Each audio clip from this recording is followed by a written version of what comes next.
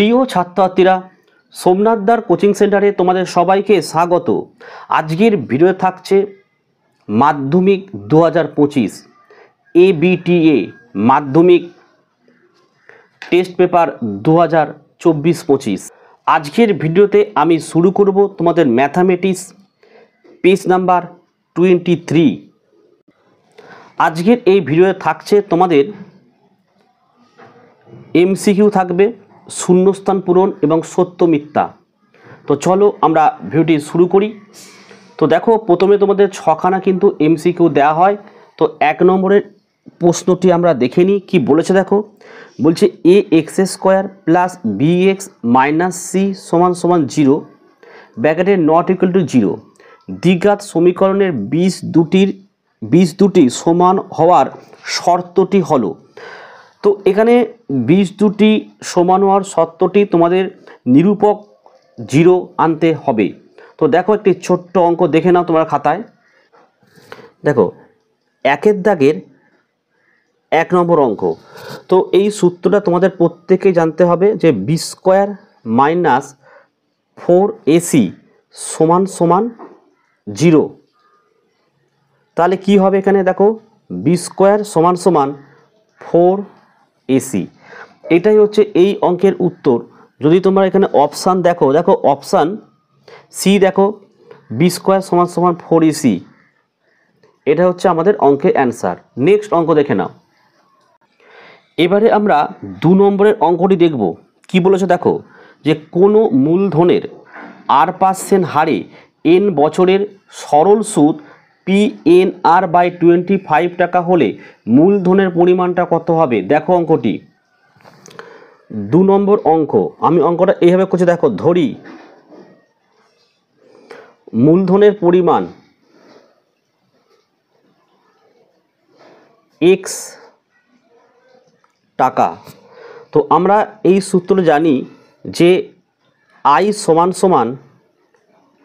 PTR/100। তো আমাদের বইয়ে দেখো এখানে বলেছে কোনো মূলধনের r% হারে n বছরের সরল সুদ PNR/25। তাহলে এখানে I এর মান অর্থাৎ ইন্টারেস্টের যে সূত্র মানটা এখানে দিয়ে দিয়েছে PNR/25 এর মান দিয়ে দিয়েছে। তাহলে সমান যেটা লিখে দাও PTR/100। ঠিক আছে। নেক্সট দেখো, PNRটা লিখে দিলাম /25। এখানে দেখো লিখেছি, ধরি মূলধন x টাকা আমি লিখে দিয়েছি। তাহলে এই হচ্ছে P মানে হচ্ছে প্রিন্সিপাল, অর্থাৎ এটাই হচ্ছে আমাদের মূলধন। তাহলে P এর মানটা আমি কী লিখবো? P এর মানটা আমি x লিখে দিলাম। আর এখানে দেখো টাইম, মানে এখানে এটা আছে n আছে, আমি এটাকে n করে দিলাম আর ইন্টু r লিখে দিলাম বাই কত? 100। এখানে n আর n কাটো, এখানে r আর এখানে r কেটে দাও। 4 × 25 100 হলো। তাহলে অ্যাকচুয়ালি কী দাঁড়ালো দেখো, যে কোনাকুনি গুণ করি, এখানে x আসবে আর কোনাকুনি গুণ করলে 4p আসবে। তাহলে এই অঙ্কের অ্যান্সার আমাদের 4p। দেখো অপশান ডি, দেখো এটাই হচ্ছে আমাদের এই অঙ্কের অ্যান্সার। চলো 3 নম্বরের অঙ্ক দেখো। ABCD বৃত্তস্থ ট্রাপিজিয়ামের AD সমান্তরাল BC। যদি অ্যাঙ্গেল ABCর মানটা 75 ডিগ্রি হয়, তবে অ্যাঙ্গেল BCDর মান কত? তো 3-এর যে এই অঙ্কটি খুব ভালো অঙ্ক, তোমাদের কিন্তু বুঝে নিতে হবে এবং তার আগে চিত্রটা ভালো করে বুঝতে হবে। দেখো বলছে ABCD একটি বৃত্তস্থ ট্রাপিজিয়াম। ঠিক আছে, ছবিটি আমি এখানে অঙ্কন করছি, দেখে নাও।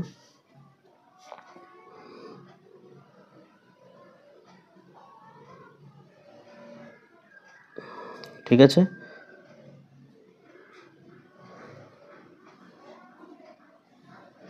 ঠিক আছে। তাহলে এটার নাম দিয়ে দেবো আমি। দেখো A, এটা কিন্তু B দিতে হবে, ABCD, এটা C দেবো, এটা D দেবো। ঠিক আছে। তাহলে ABCD একটি বৃত্তস্থ ট্রাপিজিয়াম।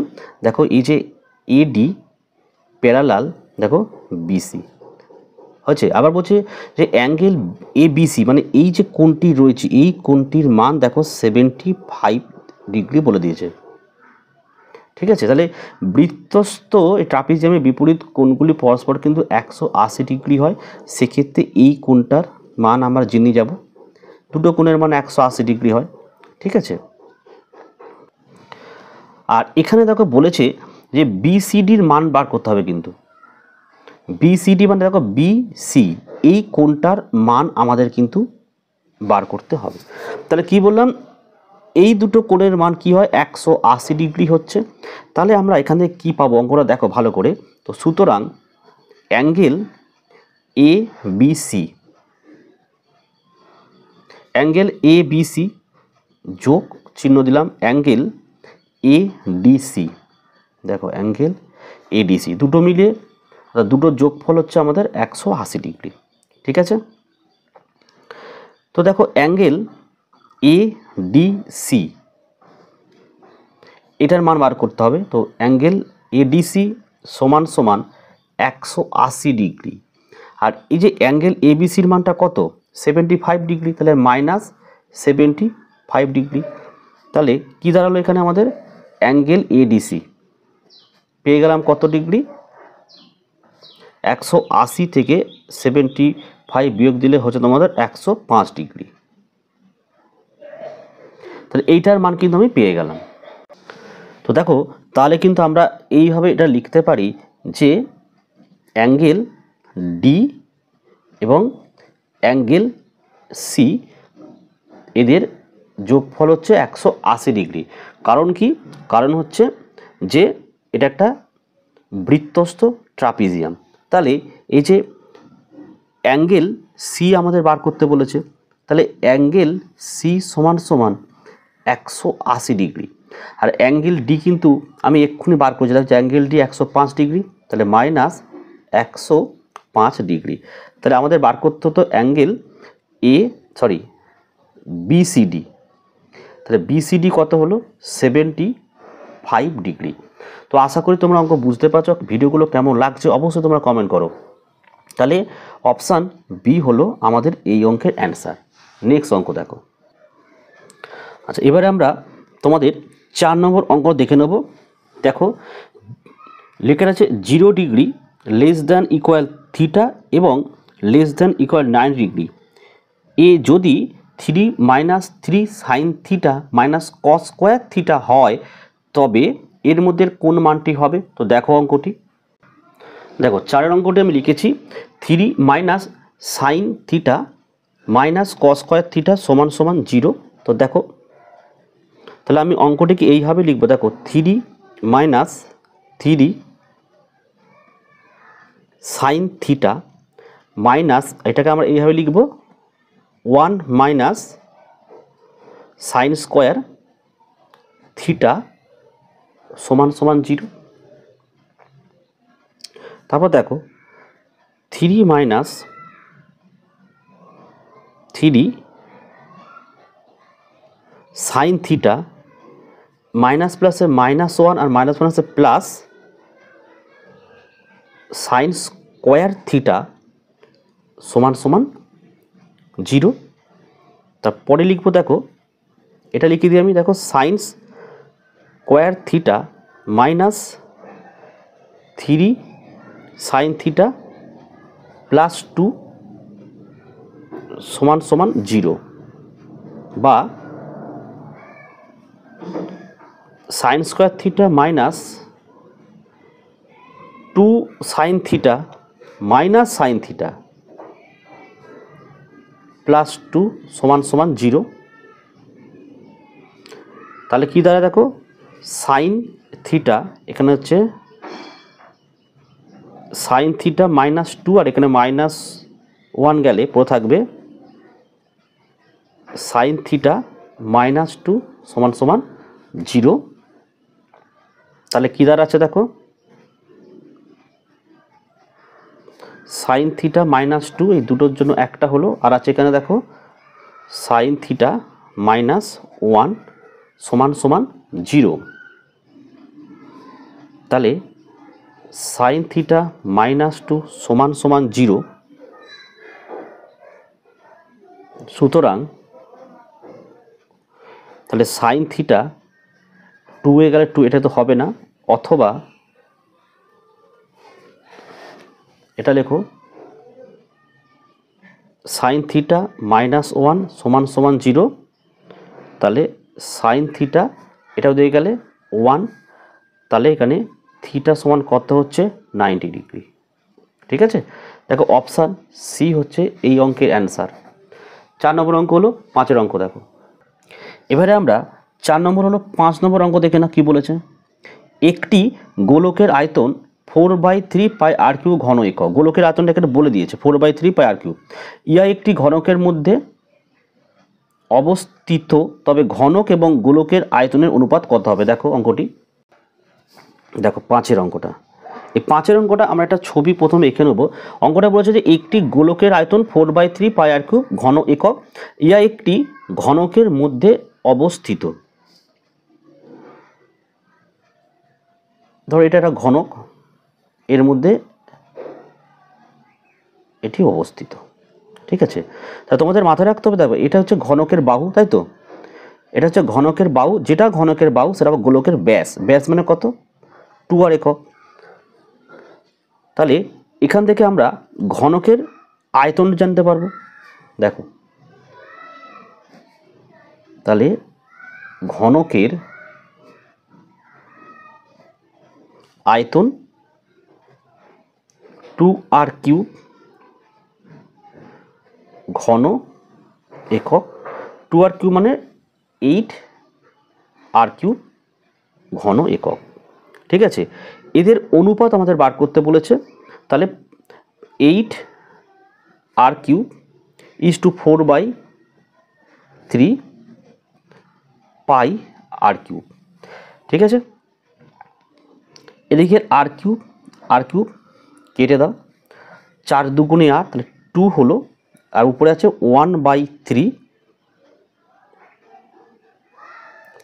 পাই, গুণ করলে 3 দুগুণে 6 ইজ টু পাই। তাহলে অপশান সি দেখে নাও, অপশান সি হচ্ছে আমাদের অ্যান্সার, 6:পাই। আশা করি বোঝা গেছে। চলো পরের অঙ্ক দেখো।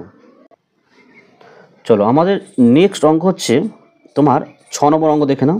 এই দেখো 9, 10, 12, 9, 10, 12, 15, x+1, x+3, 32, 35, 36, 40 ডাটাগুলিকে ঊর্ধ্ব ক্রমানুসারে সাজালে মধ্যমা হয় 20। ভালো, তবে এক্সের মানটা আমাদের বার করতে হবে। তো দেখো অঙ্কটি, দেখো 6-এর অঙ্কটা কিন্তু খুব ভালো। কি বলেছে দেখো, 9, 10, 12, 15, x+1, x+3, 32, 35, 36, এটা 40 ডাটাগুলিকে ঊর্ধ্বক্রমে সাজালে মধ্যমা হয় 20। ভালো করে দেখো 1, 2, 3, 4, 5, 6, 7, 8, 9, 10। তাহলে এখানে আমরা জানি যে n এর মান হচ্ছে 10। তাহলে মধ্যমা সূত্র তো তোমরা জানো, মধ্যমা সূত্র এইভাবে লেখো, দেখো 10/2, তাই তো, ও 10/2 প্লাস 1 তম পদ। এখানে কত হলো দেখো, 10 থেকে 2 দিয়ে ভাগ করলে হচ্ছে 5, এটা কত হচ্ছে দেখো,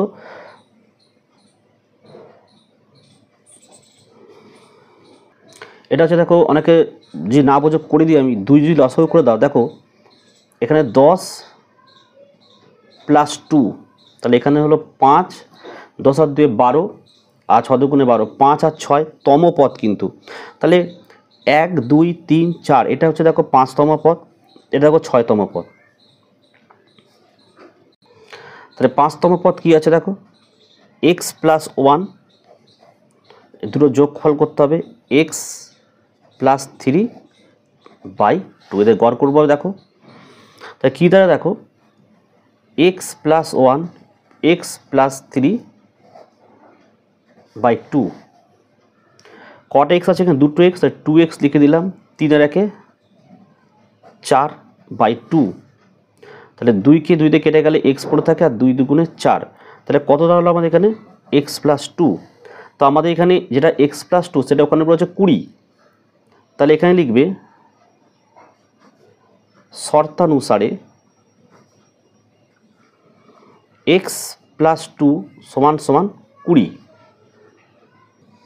তাহলে সুতরাং তাহলে এক্সের মান কতবার হলো 20, এই 2 এদিকে আসবে -2, তাহলে এক্সের মান হলো আমাদের 18। তাহলে আমাদের অপশান কত? Option C. ঠিক আছে, এবারে আমরা শূন্যস্থান পূরণ দেখে নেব। চলো শূন্যস্থান পূরণ একেরটা দেখো কি বলেছে, যে a x square plus b x plus c সমান সমান 0, এ নট ইকুয়াল টু 0। সমীকরণের বীজগুলি একে অপরের অনন্য খোলে। তাহলে শূন্যস্থানে কত বসবে? এটা ছোট্ট অঙ্ক, তোমরা দেখে না, এই ধরনের অঙ্ক কিন্তু পরীক্ষা থাকবে। দেখো তাহলে শূন্যস্থান পূরণের একের অঙ্ক, ধরো আমি সমীকরণে একটি বীজ ধরলাম আলফা, তার অনন্য হচ্ছে 1/α। তাহলে এদের গুণফল দেখো আলফা ইন্টু 1/α কত হবে? c/a হবে। আলফা আলফা যদি কেটে যায় তাহলে এদিকে 1 থাকবে, এদিকে থাকবে c/a, তাই কোনাকুনি গুণ করলে a ইকুয়াল টু, অর্থাৎ a সমান সমান c। শূন্যস্থানে তোমরা কি বসাবে? a সমান সমান c। ওকে, নেক্সট অঙ্ক দেখো। এবারে 2 নম্বরের অঙ্কটি কি বলেছে, দুটি করণী সংখ্যার যোগফল ও গুণফল মূল সংখ্যা হলে ওরা কি হয়? ওরা লিখবে যে পরস্পর অনুবন্ধী করণী হয়, পরস্পর অনুবন্ধী। আমি কে লিখে দিচ্ছি দুয়েরটা।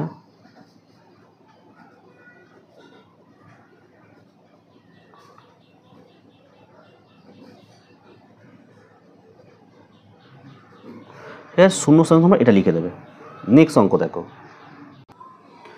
চলো 3 নম্বর অঙ্ক কি বলেছে দেখো, যদি এক্স ভেরিয়েশন ওয়াই এবং ইউ ভেরিয়েশন জেড হয় তবে এক্স ইউ ভেরিয়েশন সমান কত হবে? দেখো অঙ্কটি ছোট একটা অঙ্ক, দেখো 3 অঙ্কটা এখানে করি। বলেছে দেখো এক্স ভেরিয়েশন ওয়াই, তাহলে এটা আমরা কি লিখব? এক্স সমান সমান k1/k1y। আচ্ছা, এখানে আরেকটা ছিল ইউ ভেরিয়েশন জেড, এটা কি লিখবো আমরা?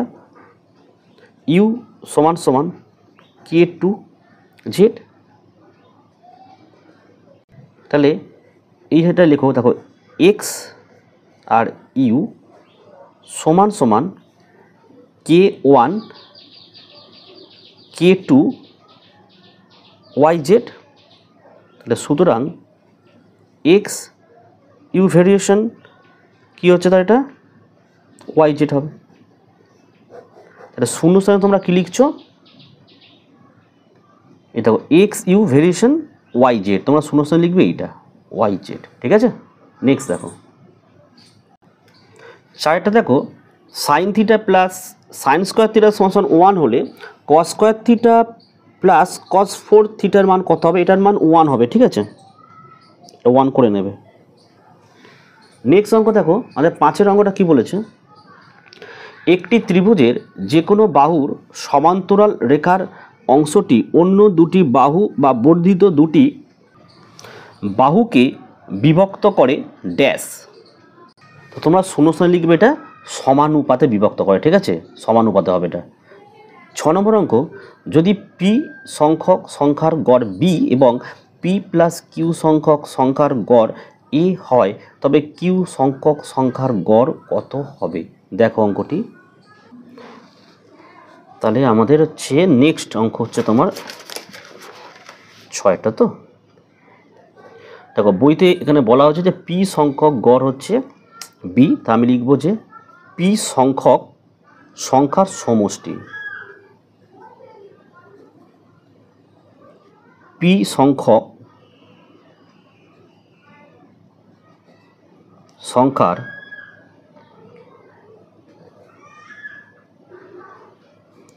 সমষ্টি পিবি। আর আছে পি প্লাস কিউ, তো পি প্লাস কিউ সংখ্যক সংখ্যার সমষ্টি হবে এ ইন্টু পি প্লাস কিউ। এটাকে আমরা গুণ করে দিতে পারি, এ আর পি গুণ করলে A P plus A Q. আচ্ছা, এটা আমি 1 নং সমীকরণ করলাম, এটা আমি 2 নং সমীকরণ করলাম। ঠিক আছে, এবারে কি করব, 1 নং থেকে 2 নং সমীকরণ বিয়োগ করিয়া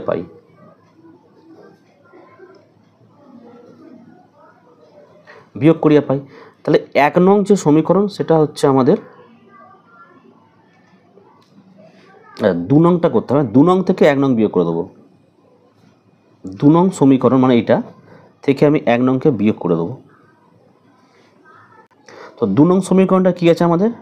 দেখো এপি প্লাস এ কিউব, তাই তো, আর মাইনাস পিবি।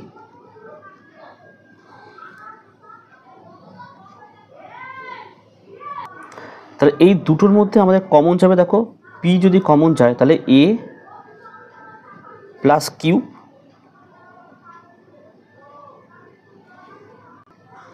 সরি একটু মিস্টেক হয়েছে আমাদের, দেখো যে এপির সাথে মাইনাস পিবিটা আনতে হবে। এ দেখো AP minus PB plus A Q. তাহলে এখানে কি কমন যাবে? দেখো পি যদি কমন যায় তাহলে এ মাইনাস বি প্লাস এ কিউব।